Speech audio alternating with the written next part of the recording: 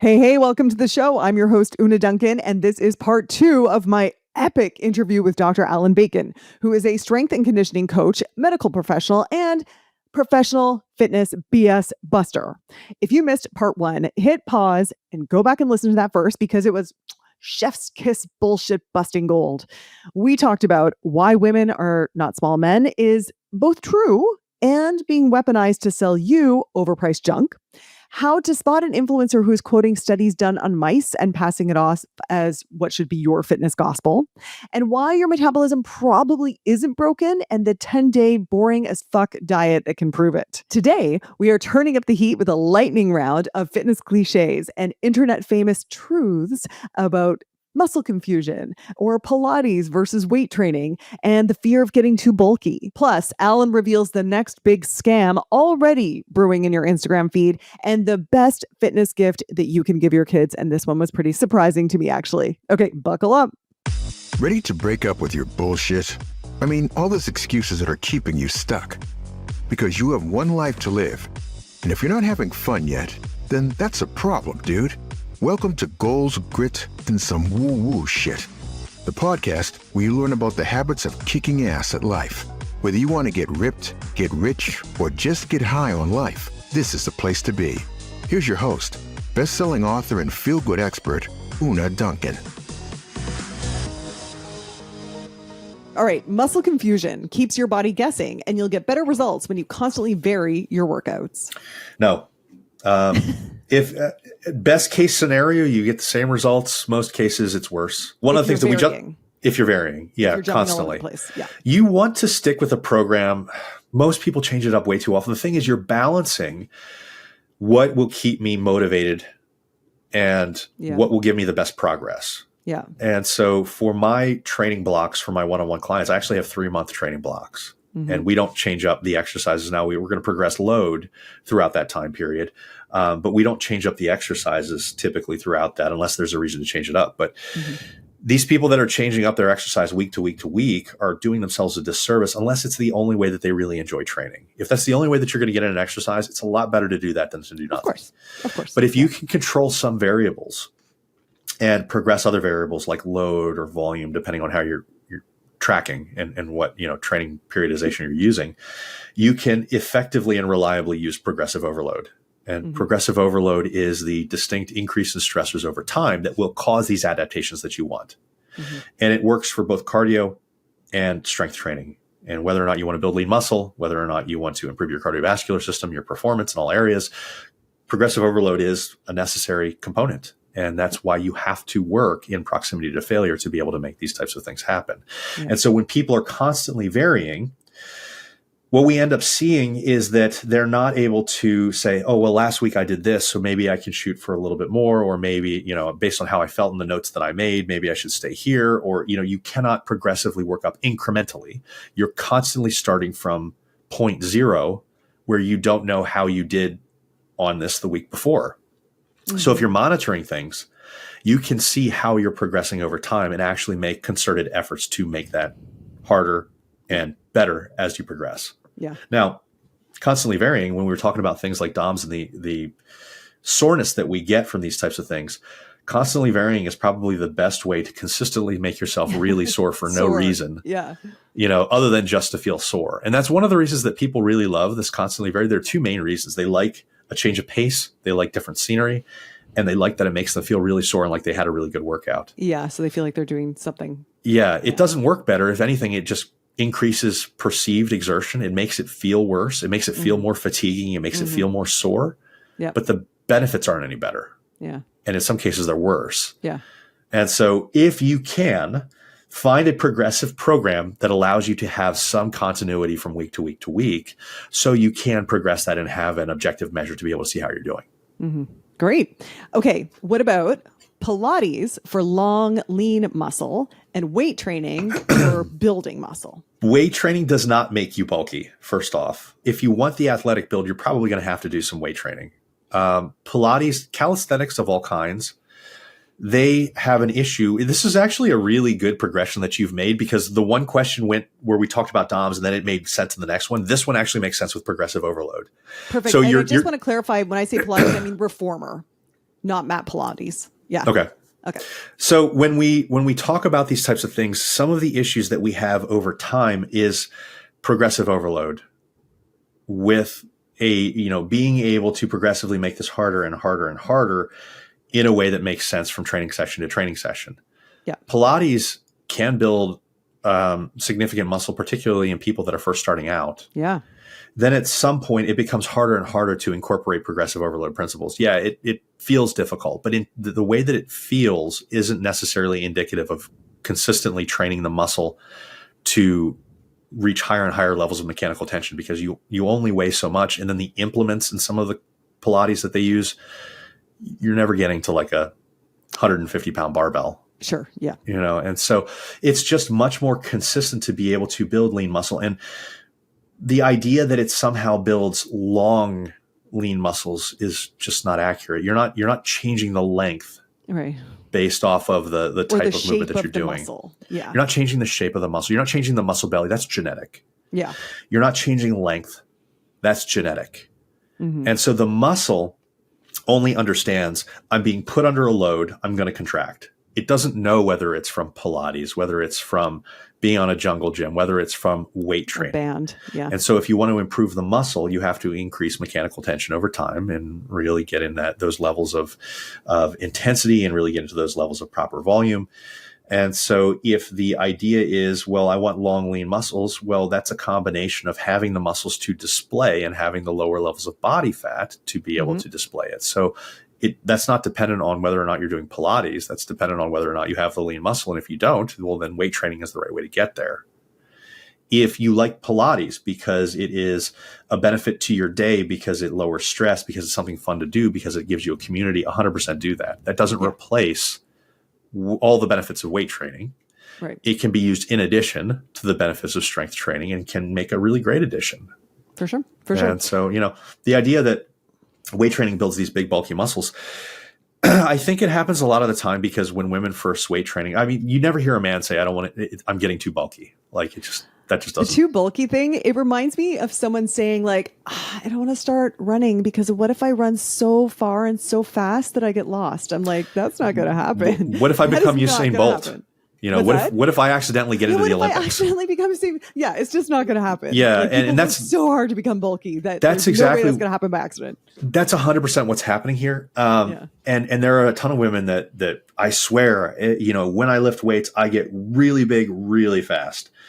I actually have a theory of what's going on there. I think I know what's going on there. I can't prove it, but I think I know what's going on there.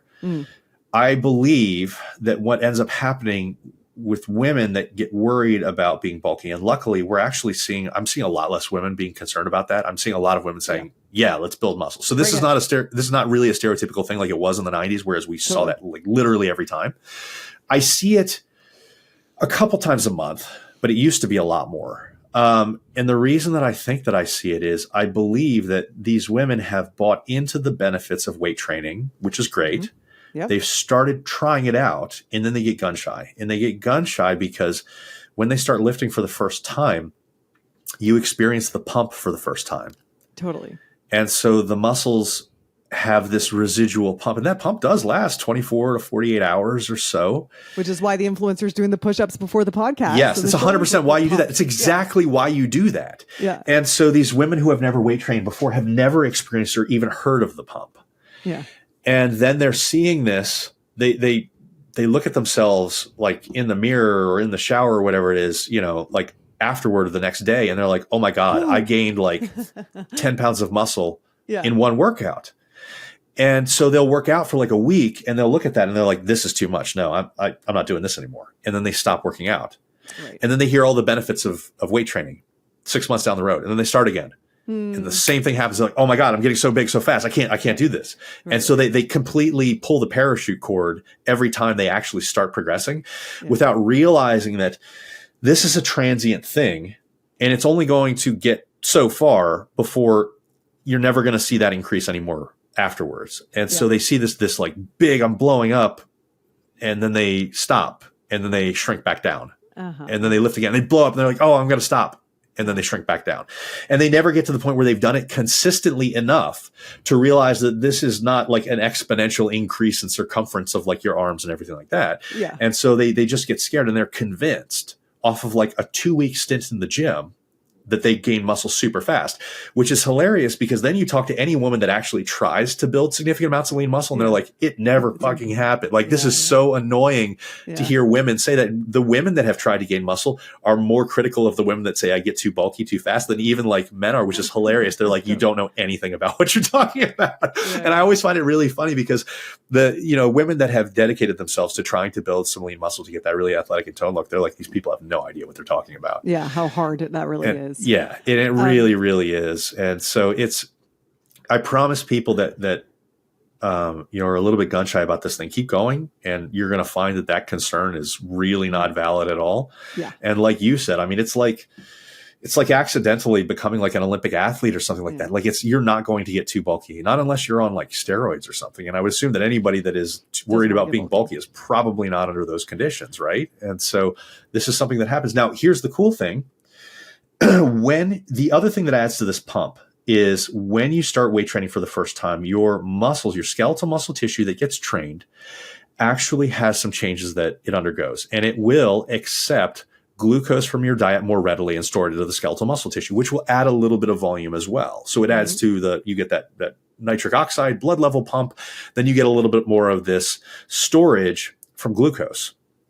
Which is why they eat donuts right before going on stage when they're doing a body building competition. Your glycogen loading, yes. Yeah. Now, if you continue to weight train, you will essentially and effectively keep these heightened stores going as long as you continue weight training regularly, right? This sounds like a bad thing. Oh, I'm getting bulky too quickly. It's actually a really good thing. You have your friend, Deborah from the cul-de-sac, and she goes to CrossFit or does whatever she does to weight train regularly. That bitch eats a pizza and she does not blow up. Part of the reason that happens is because she has these heightened glycogen stores in her muscles because she weight trains regularly. So instead of the body cycling this to adipose tissue and storing it in fat, it's being stored in her muscles. It's like your muscles are like carb sponges. It's called a metabolic sink. Okay. And so if you want, what you said is perfectly right. It's 100% right. It acts as a sponge that soaks up excess blood glucose until it can't anymore, but it has a much higher receptacle than someone that does not weight train regularly. Yeah. So if you look at that woman that it goes to the gym and she looks great and you're like, I want what she has, but then you constantly stop weight training. One of the reasons that she has that is because she does not give up. And excess blood glucose gets shuttled there. And it's just another one of the mechanisms that weight training and building lean muscle, the more lean muscle store that you have, the bigger of a reserve you have to store that excess blood glucose. It protects you metabolically. It prevents excess fat gain. It lowers inflammation. One of the great things about weight training is that it releases things called MIR1, genetic material called MIR1, which is stored in the muscle cell. When it's in the muscle cell, it can lock up the muscle building. So you start weight training, you start exercising, it releases it. Now, what's really cool about this is this travels to adjacent adipose tissue. And when it's in adipose tissue, it actually ups lipolysis. So it ups fat burning itself. It allows fat to be liberated, the calories to be liberated from your fat cells more readily. So you get all of these benefits of it being a metabolic sink. It preventing injuries, it's staving off osteoporosis from the weight training itself. It actually ups fat burning potential. It does all of these different things. And yet what we hear is, I don't want to get bulky. Right. And you're like, shut up. Just go and lift weights. Because everything that you say that you want is partially solved by this thing that you get afraid to do. And so I'm not being accusatory to people that are listening to this, because I think that most people that are listening to this are probably bought in on weight training, right? I think so. But if you're on the fence about that, or if you have a friend that's on the fence about that, it is good to look at this from an objective point of view, because your concerns, sure, you don't want to get super bulky. Maybe that's not the right look for you. But when you understand what can actually come of it, what's actually causing what you are perceiving as being getting bulky, you can make the right choice to say, oh, well, I'm going to push through. Yeah, maybe I can. And then you finally get to the other side and you finally start to progress. And that's what this is all about. That's what the entire conversation today has been about, no matter what topic we've touched on. Mm-hmm. Some topics are sensitive. And sometimes what is happening may not be what we assume is happening. Maybe the cause and effect isn't there. But when you educate yourself about what the cause and effect truly is, then you can make the right choices for you and do it without doing it from a position of fear. You can do it from a position of power. You can retain that agency. You know, we're not telling you that you're broken and that you have all of these issues and that I've got the answer. We're telling you you're not broken. You have the answers. You just need to know what they are so you can put them forward if that's your choice. You know, and it's much better to be able to say, hey, yeah, it's going to be much harder for me during menopause than it is going to be for a man of the same age. 100%. Your experience is much harder than a man of that equivalent age, right? But the work that you put in will pay off, and you're not doomed by your hormones. You just have a different challenge. So knowing that your work will pay off will make it much easier for you to put in that work. It can allow you to go into potentially looking into, you know, menopause replacement therapy to see if that's an appropriate thing for you, and being educated in that manner. Not getting on essentially drugs for no reason, maybe out of fear or promises that someone has made for you. And, you know, if anybody's telling you that estrogen replacement therapy is going to preserve your lean muscle mass, 100% that has never been shown. No. It's not shown anywhere. But that's being told to women. No, get on this. And then they're constantly going over to their doctors and like, I need to get on this. And you're like, you're not indicated for the drug. Now, a lot of times you are. Like, why are you gatekeeping what's going to solve all my problems? And then it's your doctor is bad and your doctor doesn't care about you. And, you know, this is, you need to come into it from a place of education. And there are times where maybe your doctor isn't educated on it, but maybe there are times where your doctor is actually protecting you by not giving you a drug. And I ran into that a lot when I was practicing. There were a lot of instances where someone was like, I saw on Oprah that I should take this drug. And I'm like, it's a drug.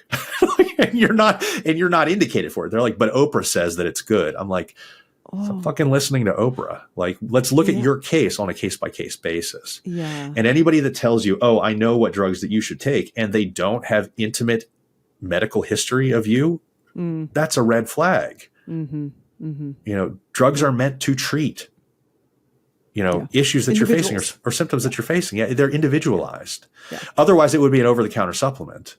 Right. Because over-the-counter supplements don't have the negative side effects that prescription drugs do. And realizing that prescription drugs do have negative side effects means that they're not appropriate for every person, for every cause. Mm-hmm. And so we really, as people that want to help everybody as best as we possibly can and want to treat people with empathy, part of respecting people is being empathetic about the situation that they're in, but then also not babying them, not pandering to them. And these menopause influencers, the doctors included, are very adept at pandering because it makes you feel super good in the short term.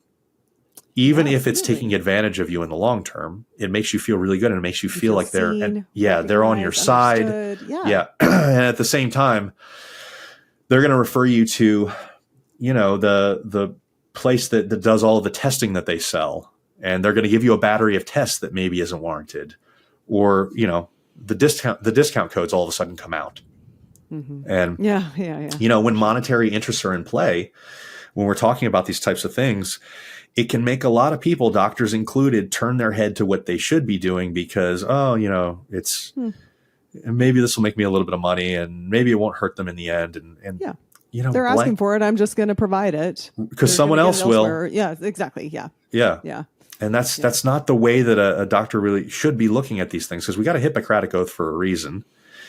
And I think I've actually had some disagreements with other doctors on this. I think that the Hippocratic oath extends to conning people out of their money, because I know some of these. Wait, there's doctors that disagree with that? Yeah. I've had conversations with doctors. I won't name any names because I don't think that that's the right thing to do. But I've had conversations with doctors, and I've said, hey, look, you know, these people that are really pushing this green supplement that costs $120, that's a breaking. a Hippocratic oath, that's a breaking of your Hippocratic oath. And they're like, why? They're like, it doesn't hurt anybody. I'm like, it 100% does, because it's a green supplement that costs 30 cents to make. It provides no functional benefits, and it's costing $130, and it's taking their focus away from what actually works. And they're like, well, I don't think that it works that way. And I'm like, okay, and so we see, like, I know you don't want to name names, but if you did, would my audience recognize those names? Oh, 100%. Yeah. Yeah. I mean, I would say if somebody has like 1 million followers or more, or they have a very large podcast, there's a better chance than not that you probably should not be listening to them. And that sounds terrible. And I've gone on a bunch of them. I've been a guest on a lot of these podcasts. And it's funny because of how the social media algorithm works. People assume that follower count equals credibility. But similarly, that would be like thinking that McDonald's is the best restaurant in the world. Oh, good analogy. Yes, because I'm always like, it doesn't mean they're more credible. It means they're better at making content. They're really good marketers. Yeah. Very different skill. And on top of being a really good marketer, with the way that social media works, if you make hyperbolic claims or you go against the grain, you get a lot more interaction. Or you make people angry or scared. Yeah, if you prey on emotions, it really works really well. Yeah. Because if I come out there and I say, hey, fitness, nutrition, sleep, stress relief, that's all you need. 0 comments. If I say, hey, if you get in this ice bath, it's going to up your dopamine levels by 200%. Here's the secret of how to do it. Oh, yeah. Everybody and their mother will comment. Even though it doesn't make any practical difference. Yeah. Everybody will comment. Yeah. And then they'll buy my cold plunge tub. Yeah. And then they'll listen to the podcast. And then the people that know that it's wrong will say, this is wrong because, and they'll comment, and that'll push reach, because these social media algorithms don't know the difference between good and bad comments. Oh, yeah. They just see comments. And then you can leverage those comments to get into a fight with that person. And then the more and that conflict, really pushes. Woo. Yeah. Getting in fights with people in comment sections are literally like, if you want to push someone's reach, get in a fight with them in a comment section. It's the best thing for any post. Fights are the literal best thing. Yeah. And it's crazy to see these huge podcasts blow up, and 99% of the content in them is absolute nonsense. Garbage. Like, it doesn't matter. Some of them are negative. Like cold plunging, for instance, there's no real benefits to it. It's all negative. It's just a psychological like expectation effect, as far as we can currently tell. Yeah. On top of the fact that it probably lowers the adaptations from training that you're getting. So you're putting this time in the gym, you're getting less adaptations because you're doing these cold plunges. Yeah. But it gained so much. Like 3 or 4 years ago, it was like the in thing until women's health stuff started coming up, and then everybody switched to women's health. Yeah. Now it's menopause. Yeah. And we're switching out of menopause. I'm seeing the transition here. We're actually switching. Huh? I was like, fiber? What's next? Oh, no. Well, we're switching out of menopause, and I'm seeing the next big thing that we're probably going to be dealing with for the next 3 or 4 years is concierge pill mills. Oh, so LEMD, Hims, Hers, Merrick, all of these other things that are medical weight loss solutions. Yeah, and unfortunately, the large majority of the people that are being serviced by these companies are not indicated for the drug to begin with, and it's causing a lot of problems. But this is the next stage in the scam. Is we're going to this. It's funny. We were talking about how most of the people who've got massive followings and the fitness content they're publishing is total bullshit. I was trying to remember, Allan, how we first got connected. And I think it's because I did a reel about Mel Robbins. She posted a thing saying the one workout that every woman over 40 should be doing. And it was like, I'm sure you've heard of it, 11 push-ups from your toes and 4 reps only of maximum deadlift. So blah, blah, blah. That's the Vonda Wright workout. Okay. And it's not based off of anything in science. And but it's great marketing. It's literally just numbers that she made up. It's such bullshit. Yes. Yeah. Okay. Yeah. It's literally just numbers that she made up. And it's absolutely hilarious because like there's no backing for it. Yeah. But like randomly coming out and saying this is the workout that women need to do in a specific demographic, and then you've just blatantly made up the workout, like that is the most obnoxious thing to see. Because it's like, well, what are you talking about here? And then you look at like the data behind like the 4x4 or whatever, 4 sets of 4 reps, which she pushes, is very bizarre because there's not even, as far as I know, there's not even a study that says that, like hints at it. Now I have 5 by seen 5 a lot. Well, that's just a typical training protocol and strength work. I don't Right. think that there's a study that shows that that's any superior than anything else, really. Yeah. But what's really funny is there are some studies that will look at, in women, that will look at the effects of, different, this set and rep range versus that set and rep range. And then when you blend them all together, there were actually 2, I think, systemic reviews that came out that compared men's and women's training routines. And when you put a man or a woman at all stages of life on the same training routine, they get the same results. And I'm not saying similar results. I'm saying the same. Yeah. And so people get confused by that because you can look at an individual study and you can say in this sample of 8 women, this worked better for them. Well, yeah, I mean, because there's genetic differences in people. And so that doesn't mean it's because they're women. When you look at like 8 people, like maybe some grow a little bit better on lower reps, some grow a little bit better on higher rep. But if you look at the differences in muscle composition between men and women, there's so much overlap. You can't say, like, if you look at like type 1 muscle fibers, type 2 muscle fibers, women have slightly more endurance muscle fibers on average than men do. Yeah. But the variance is like 80%. So a woman if you average 100,000 women together, they're going to be an endurance person. If you average 100,000 men together, they're going to be a strength person. But then look at an individual woman, an individual man. Yeah. Doesn't matter. There's so much of a blend of these that there's no one training routine that you could say, hey, a man should do this and a woman should do this. It's what should this woman do that she likes to do, that she sees results with, that she's able to do over long periods of time. And then you adjust for that as she moves forward. The same thing that you would do for a man. So when we talk about like nutrition and training protocols, there's no difference in what you do for a man or a woman at any stage of life. There's none. Yeah. I just want to say this is one of the things that pisses me off too about the whole pink razor thing about the, this is for women, blah, blah, blah. And, we said, well, it's because it's preying on women for one thing. The other thing that pisses me off about it is it kind of reduces women down to hormones.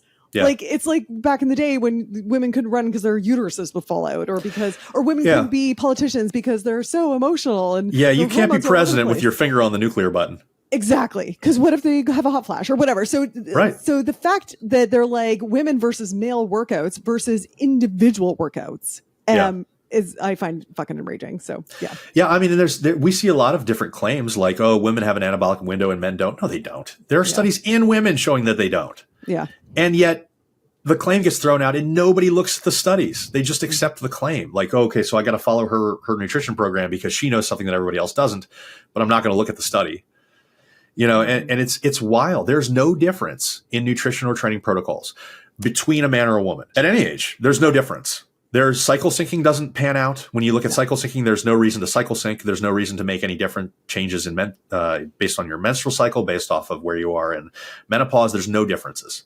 Yeah. There are differences in training protocols between individuals, but that has nothing to do with sex. Yeah. The differences are you program for the person's goals, for the person's preferences, and how they're responding to something. Mm-hmm. And so let's get stereotypical. And you can, again, call me out as being a gross man if I'm being gross man. Excellent. Women will typically train legs and glutes more than men will. Mm-hmm. Men will typically train chest, shoulders, arms, the stereotypical things that happen between sexes. And we can probably say, I agree with that. That's the way it is. Men are skipping legs, women are skipping bench press. That's in general. In general, it's what we see. I agree. In fitness populations, we see a lot more women doing bench press. Mm-hmm. But let's just say in general, that's probably true, right? Mm-hmm. So when we're planning protocols, we don't ever want to get, if you're a good programmer, you never want to get to a point where you're like, okay, men, you never have to train legs, or okay, women, you never have to train chest. Like what happens if a woman falls and has to brace herself if she's falling forward? Well, probably having some, pecs that are stronger, probably having the attachment with the ligaments that have been built up for being able to take some resistance will probably prevent you from tearing a biceps tendon, right? So we should probably not avoid training an entire muscle group just because the person doesn't like training that. So what we can do is we can prioritize ratios to a person's goals. And if a woman says, I want to prioritize my legs and my butt, and a man says, I want to prioritize my chest, well, we probably are going to be giving the man more volume in their chest and women more volume in their legs and their glutes. Because you're not going to see so many men doing the adductor machines all day long. You're not going to see as many women doing as many bench press sets. That's fine. That's a personal preference. Sure. And then based off of their progress and their goals, I mean, if a person's not progressing in their biceps, you probably prioritize biceps either by putting it earlier in the routine in a day or higher volume overall. This is not sex specific. Similarly, auto-regulation is not sex specific. So people will really get caught up with the whole, well, in my menstrual cycle, I feel really bad. And so for those that don't understand what cycle syncing is, the idea is that at different phases, luteal phase and some of the other phases, you change the way that you program strength. One cycle, I don't even remember which one it is because I just kind of ignore it at this point based off the research. Yeah. In one phase, women are weak. Around ovulation, you're super strong. Yeah. And then during your menstrual period, you're supposed to be resting. Right. There's something, one of the phases you're weak, one is strong. That's right. They've done a bunch of studies on this, and every single one has shown that this is a lie. Right. Every single one shows that the experience is true. You don't feel as good in certain parts of your menstrual cycle as you feel in the other ones. However, if you just push through, you're just as strong. So knowing that is a good thing. This is part of auto-regulation, though, because women will say, well, I feel really bad at these certain points, and men don't have to go through that. True. You probably have some days where you have massive cramps. You probably have some days where you've lost sleep because of these things. Okay, cool. But if we realize that this is the way that we auto-regulate is not sex specific, that's where you can kind of understand that the fact that the training protocols don't change. Yeah. So you didn't sleep because you had the worst cramps ever. The next day, you probably shouldn't be going for a 1-rep max squat. Right.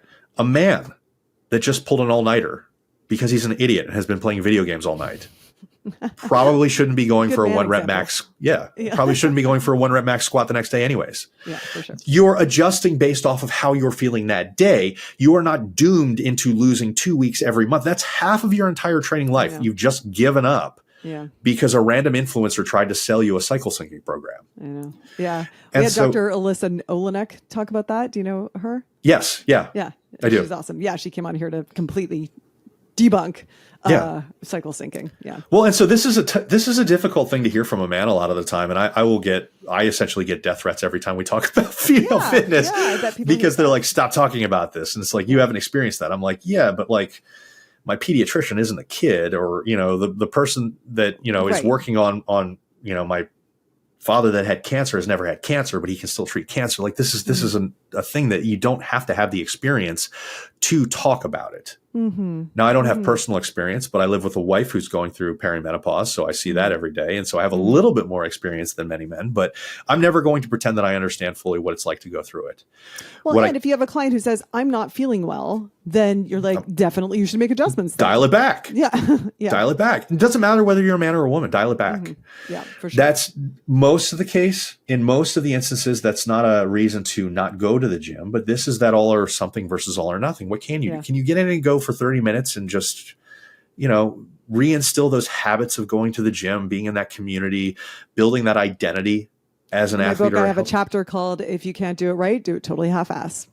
Yeah, it's fake it until you become it, rather than anything else. If you start to view yourself as a healthy person, if you start to view yourself as someone that goes to the gym, and you put that forward the majority of your life, even when you don't feel like going, it becomes your identity.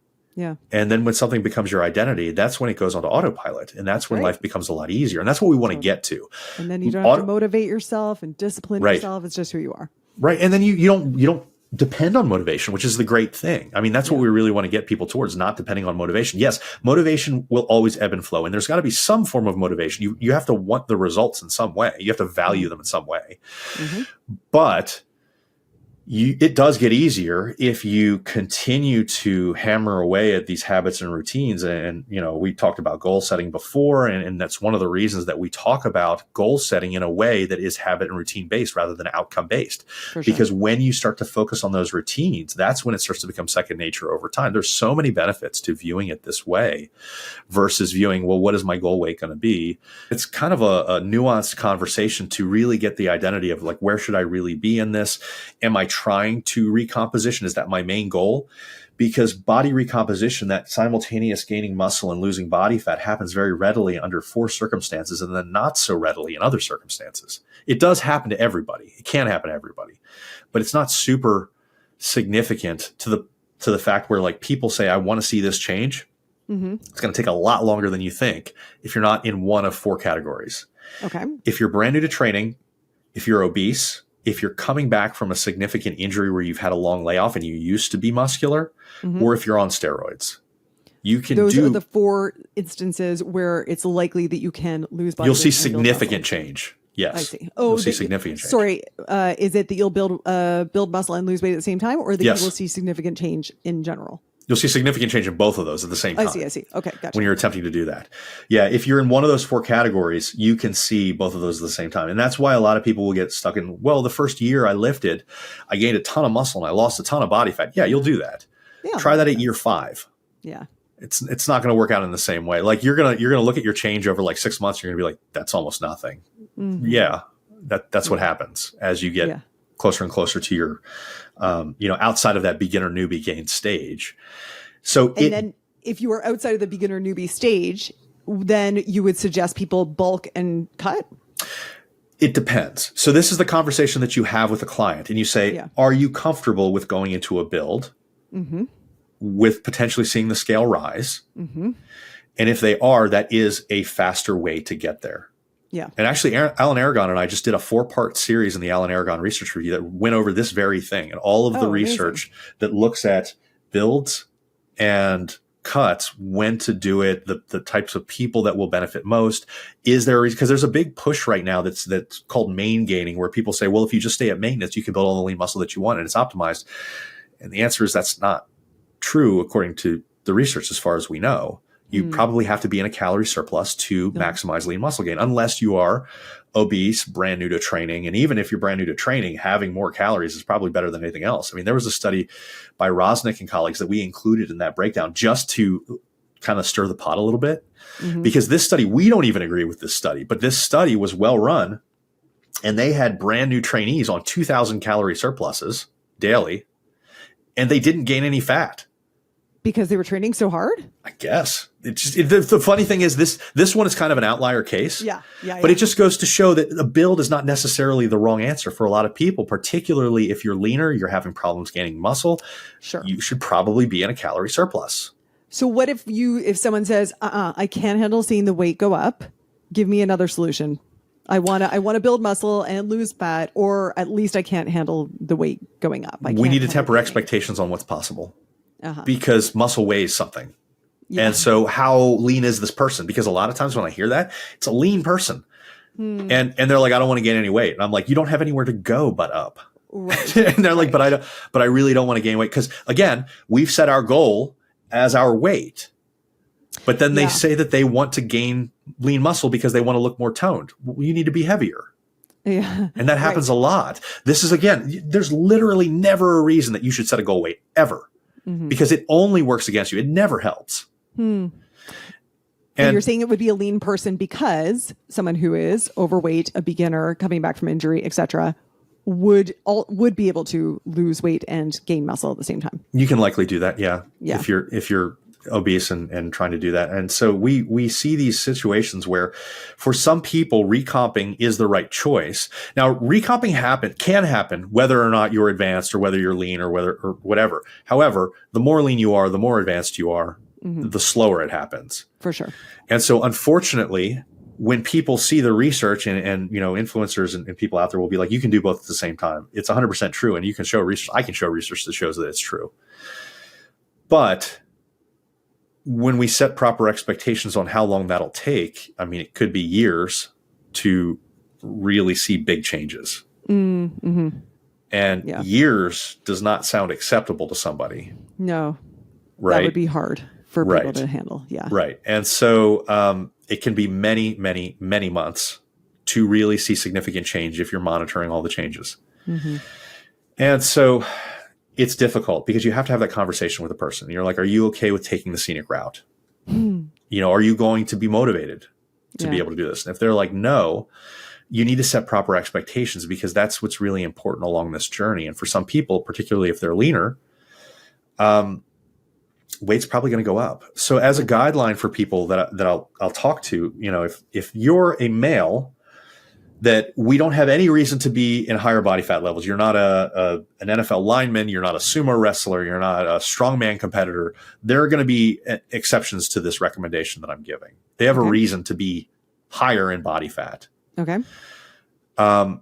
Men who are significantly above 20% body fat, roughly, women who are significantly above 30% body fat, you should probably focus on losing some of the extra body fat. So recomposition can be a really good goal, or just losing some body fat can be a really good goal.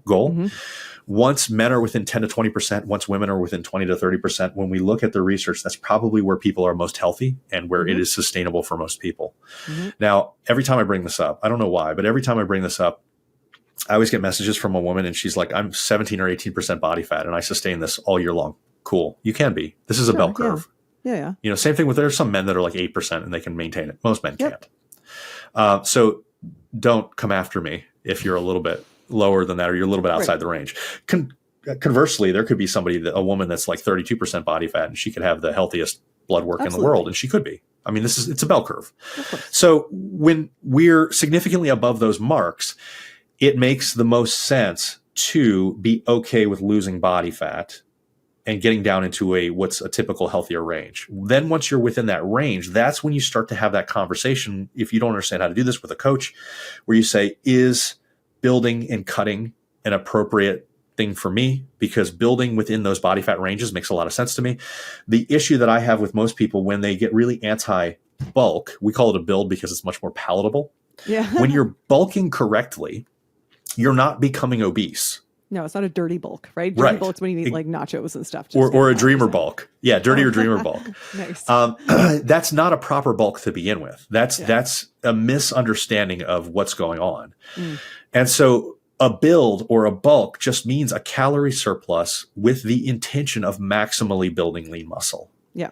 Because a calorie surplus likely does that. I mean, even when we look at the research in macros, 3 to 8 grams of carbs per kilogram of body weight seems to be necessary to maximally build lean muscle.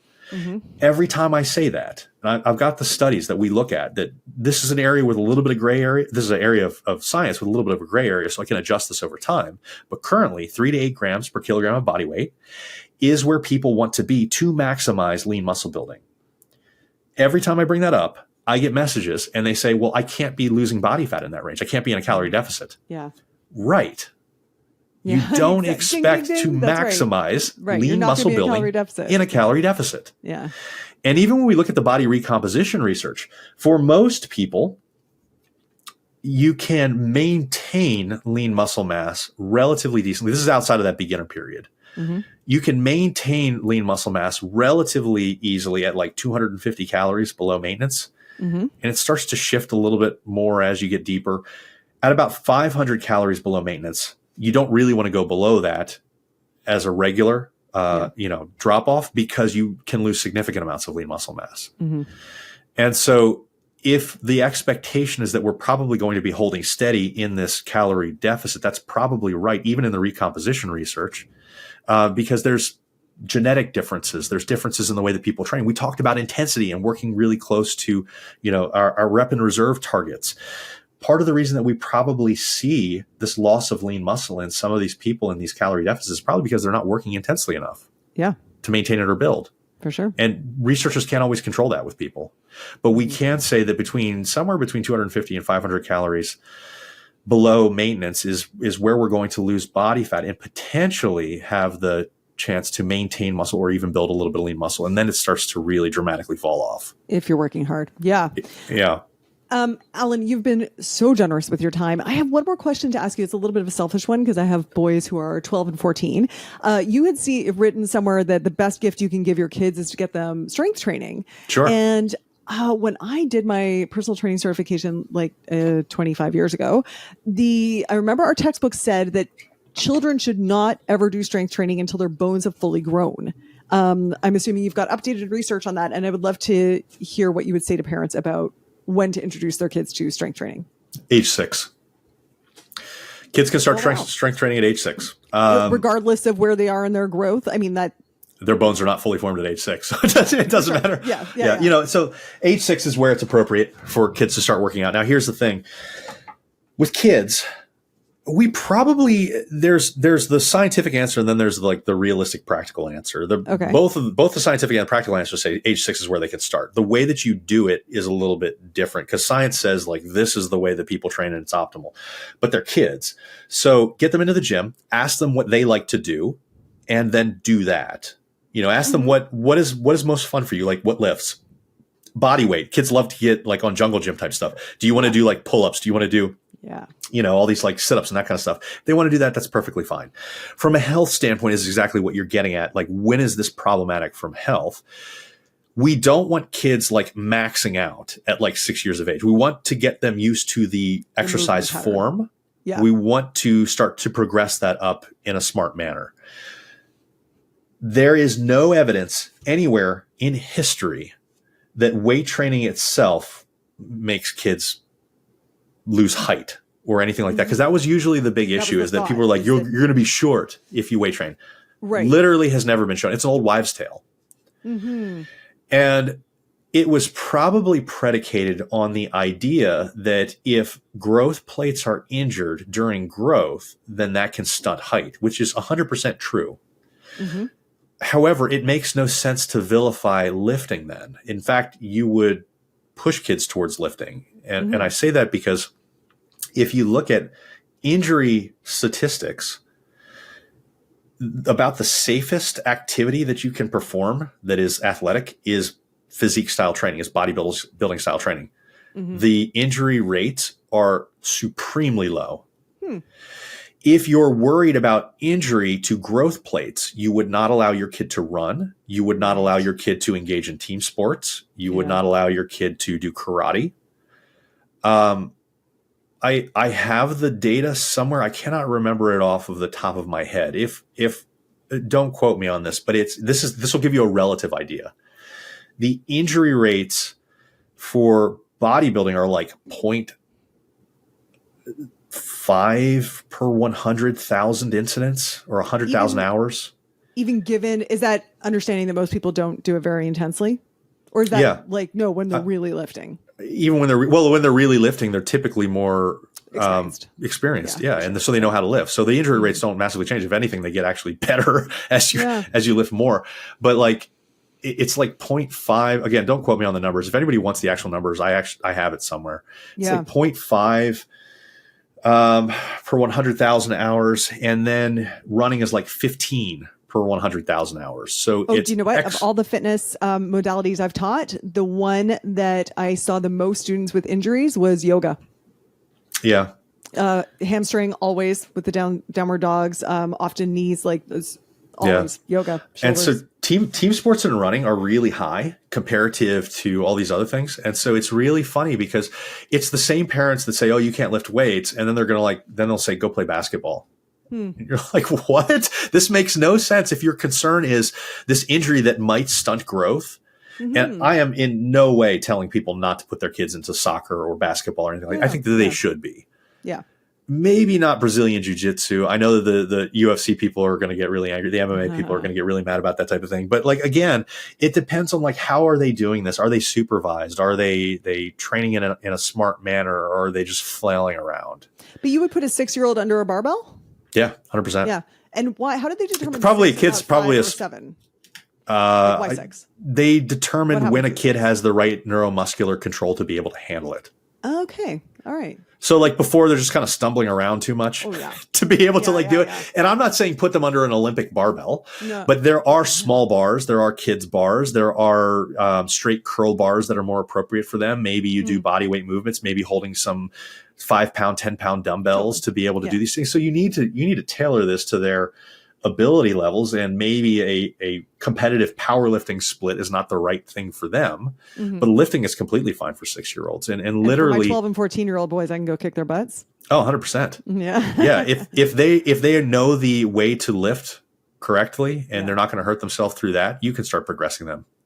I would have no problems progressing, a 13-year-old boy. I'd be like, it's time to actually start lifting really. It's time. You're behind time. It's time to go. And so, so people get really, really gun shy. And a lot of times the thought process was exactly what you had said, that they would think, oh, well, they have to be at puberty or something like that. Mm-hmm. That was kind of the cutoff that became part of the old wives' tale thing. Okay, once they're at puberty, then they can start lifting. There's no reason that that's the case. That's interesting. And if anybody's interested in that, I actually have an entire article right up on MauiAthletics.com, my website, that is adolescence and weightlifting. And it actually shows the research, and it shows the recommendations by various governing bodies around the world. United States, Australia, a bunch of them, they all agree it's 6. That's great. Yeah. Well, okay, Allan, you mentioned your website. I'm sure everyone listening is going to want to continue to learn from you because you've been so generous with all your knowledge. I appreciate it so much. Tell us about all the places people can learn from you and be in your world. Sure. I mean, you can go to my website, MauiAthletics.com, Maui like the island. At the footer, there are links to all my social media. You can also reach out to me on Instagram at Dr. Allan Bacon. Just make sure you spell my first name right, Allan. I'm happy to go over things with people and answer any questions that people have. Reach out, let us know what you think. And if you have any questions about the episode, certainly comment in the areas where this is shared. Amazing. Yes, please do that. And I will put all of your links in the show notes. So everybody go grab those and definitely follow Allan because he's a great educator. And I really appreciated having you. Thank you so much. Yeah, thanks for making this happen. I mean, this is always really great. And it's good to get on with somebody that really knows their stuff. Thank you. All right, my friend, if you made it through both episodes with Dr. Allan Bacon, congratulations. Your fitness BS detector is now dialed up to expert level. As always, dude, take what resonates with you and makes you feel empowered and excited and ignore the rest. What I hope is that these conversations that bust myths make you realize that what you do have control over so that you can take action. And usually that action is so much more simple than what the media makes you think. Keep in mind that traditional media, and especially social media, they're not in the business of actually educating you. They are in the business of holding your attention. And they do that with hacks, with recycling trends, and creating controversies when often the science isn't that controversial at all. It's just fucking boring because it's the stuff we've already knew. And I'm talking about things like smart, progressive training, good nutrition, recovery, and making all of that feel good so that you do it consistently. So now I would love to hear from you. What was your biggest takeaway in these episodes? Did anything make you do a double take? Did anything piss you off? Did you have any aha moments? Send me your reactions. Tag me in your stories or send me a message and definitely pass this conversation on to a friend of yours who is drowning in menopause ads or influencer advice and consider that your good deed for the week. All right, see you next week. Hey dude, thanks for listening. If you like this episode, make sure you're subscribed so you can get the next one. And by the way, if you rate and review this podcast, it really helps me get found by other people who need some goals, grit, and some woo-woo shit. And be sure to connect and DM me at Una Duncan on Instagram and let me know what you thought of the episode. Chat soon.